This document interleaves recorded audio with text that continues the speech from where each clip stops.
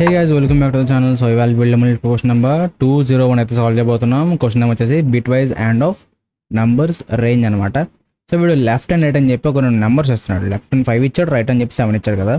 So మనం ఏం చేయాలనుకుంటున్నారు, 5 దగ్గర స్టార్ట్ అయ్యి 5 తర్వాత నెంబర్ ఏముంటుంది, 6 ఉంటుంది. 6కి 5కి అండ్ ఆపరేషన్ చేయాలి, ఒక రిజల్ట్ వస్తుంది.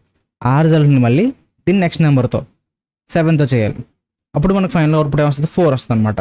బిట్ వైజ్ ఆపరేటర్ అనమాట అండ్ అనేది. ఓకే, సో వాడు లెఫ్ట్ అని చెప్పి ఇచ్చారు కదా. సో అక్కడి నుంచి స్టార్ట్ అయ్యి రైట్ అన్న నెంబర్ ఎక్కడైతే ఉందో అక్కడ వరకు మనం అన్ని నెంబర్స్ని అలా హ్యాండ్ ఆపరేషన్ చేసుకుంటూ వెళ్ళి లాస్ట్లో మిగిలిన ఫైనల్ అవుట్పుట్ మనం రిటర్న్ చేయాలి. ఓకే, సో ఇప్పుడు దీనికి రెండు అప్రోచెస్ అంటే ఒకటి వచ్చేసి నార్మల్ బ్రూట్ ఫోర్స్ వే, ఇంకోటి వచ్చేసి ఆటోమల్ వే అయితే ఉంటుంది. ఆటోమల్ వే నాకు ఎంత ఆలోచించినా సరే అంటే లైక్ వేరే ఐడియాస్ ఏం రాలేదనమాట. సో నేను ఆన్లైన్లో చదవడానికి కొన్ని లింక్స్ ఓపెన్ చేస్తే అక్కడ కనిపించింది. సో మనం ఈ left shift right shift use చేసి మనం ఆ క్వశ్చన్ అయితే సాల్వ్ చేయొచ్చు అంట. సో అది కూడా మీకు చెప్తాను. సో ఫస్ట్ నాకు వచ్చిన ఐడియా నార్మల్గా అందరికి వచ్చే ఐడియా వచ్చింది నాకు కూడా. సో అది ఎలా ఏంటనేది ఇప్పుడు మీకు చూపిస్తాను. So this is first approach అనమాట. సింపుల్గా ఏం చేస్తుంది, నేను రిజల్ట్ ఈక్వల్ టు లెఫ్ట్ అన్న. అదేంటి బ్రో అంటే మనం ఎక్కడ స్టార్ట్ అవ్వాలి, 0 దగ్గర స్టార్ట్ అవ్వకూడదు, లెఫ్ట్ ఎక్కడ ఉందో అక్కడి నుంచి స్టార్ట్ అవ్వాలి. సో అందుకని చెప్పి రిజల్ట్ ఈక్వల్ లెఫ్ట్ అన్న. ఓకే, తర్వాత for I in range of ఎక్కడి నుంచి స్టార్ట్ అవ్వాలి, లెఫ్ట్ కామా రైట్. అంతేనా?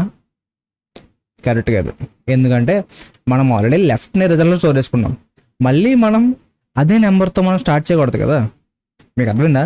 ఇప్పుడు నేను లెఫ్ట్ అన్నాను, ఇక్కడ ఇది ఎక్కడ స్టార్ట్ అవుతుంది, 5 నుంచి ఎక్కడ దాకా వెళ్తుంది, 6 దాకా వెళ్తుంది, 7 దాకా వెళ్తుంది. రైట్ అంటే 7 మన లాస్ట్ ఐటరేషన్ అవ్వదు, రేంజ్ అన్నదానికి లాస్ట్ ఐటరేషన్ అయిపోతుంది. సో అందుకు ఏం చేయాలి, దీన్ని ఎలా ఫిక్స్ చేయొచ్చు, రైట్ +1 అంటే ఇది ఫిక్స్ అయిపోతుంది కదా. మరి లెఫ్ట్ ఎందుకు రాంగ్ అన్నాను, బికాజ్ ఆల్రెడీ మనం లెఫ్ట్ అనేది అంటే రిజల్ట్ ఈక్వల్ టు 5 అని స్టోర్ చేసుకున్నాం.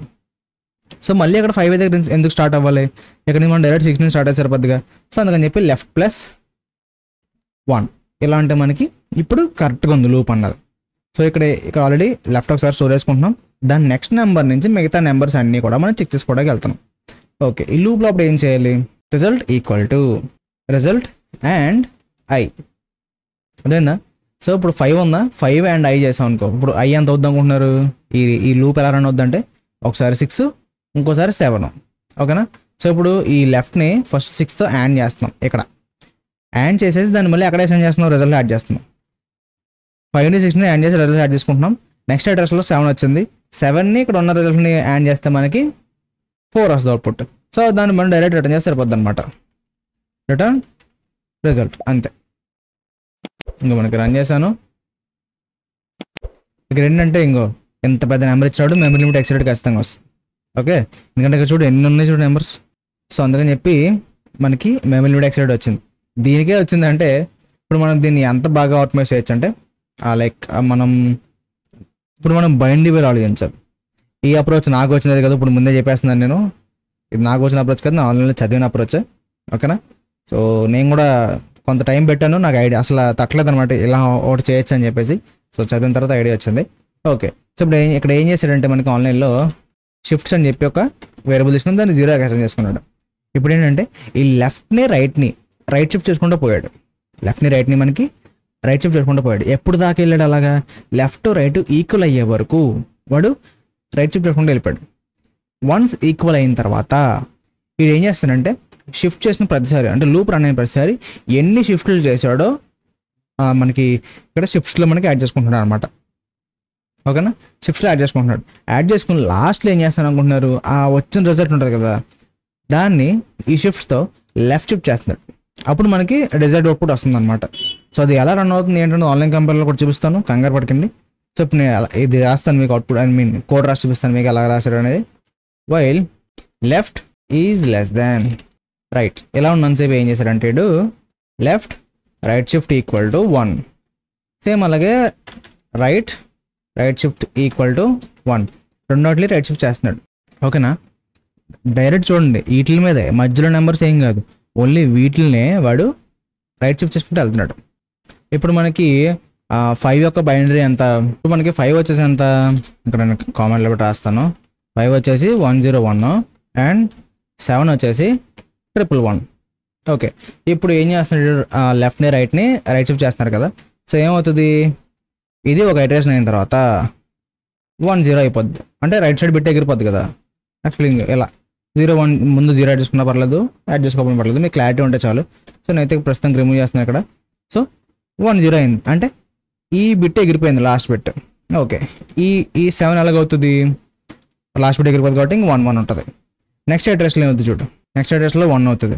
ఇది కూడా నెక్స్ట్ అడ్రస్లో ఏమవుతుంది, 1 అవుతుంది. ఎందుకంటే ఈ బిట్ ఈ చివరి బిట్ రెండు ఎగిరిపోతాయి, ఇంకా 2 1 మిగులుతాయి. ఇక్కడ ఏమైంది, 2 ఈక్వల్ అయిపోయినాయి కదా.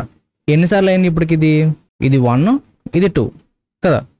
సో 2 టైమ్స్ అయింది మన దగ్గర. ఇప్పుడు మనం ఏం చేస్తున్నాం అంటే ఈ షిఫ్ట్స్ని కౌంట్ చేస్తున్నాం కదా.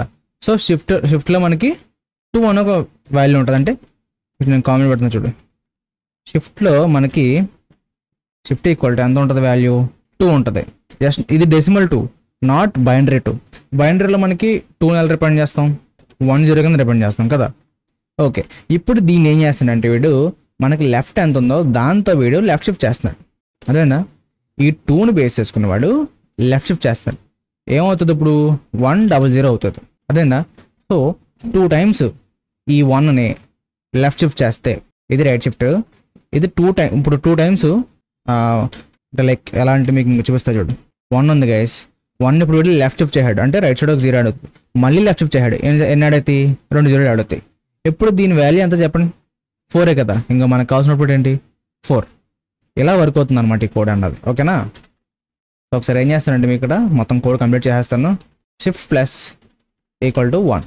ఇది అయిపోయిన తర్వాత return left shift of shifts అనమాట. ఇలా సింపుల్గా ఇది మనకి O1లో అయిపోతుంది. ఎందుకంటే